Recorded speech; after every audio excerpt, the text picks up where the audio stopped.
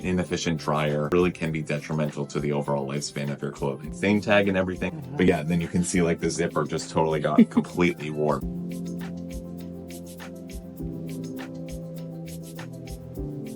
We learned about the features of Electrolux dryers next. Just on the electric, we have another feature called out that we call balance dry. And so inside of a normal dryer, something called a relay system. So basically your heater is just turning on or off. Think about it like a regular light switch. The heat turns on, and then once it reaches a certain temperature inside, it turns off to prevent too much over drying or too much heat affecting your clothing and your fabrics. So all it can do is just turn on and off, which creates pretty harmful temperature spikes and doesn't lead to the most efficient drying times. Also doesn't really do a great job energy efficiency wise of, properly drying your clothes. So inside of our electric model, we have instead what's called a triac system. And so think of this as almost like a dimmer switch, where rather than the heat just being turned on or off like a regular light switch, we can variably control the heat. So we can raise it up, and then as we start to see that it's getting towards that max temperature, we can start to bring it back down, but we don't have to shut it all the way off. So it allows us to kind of variably control that heat to keep it nice and kind of consistent, less temperature spikes, less harmful to the longevity of your clothes, but also allows us to dry your clothing at an overall, I think it's like 24% lower average drying temperature. We did it just kind of to show off in an extreme example of what heat can do to your clothing. We know that there are some fabrics like wools that consumers are just not going to put in their dryer. They just do not trust it to do the job that they need it to do, which is dry those items. With our Electrolux dryers, what we're really just trying to highlight here is that you can care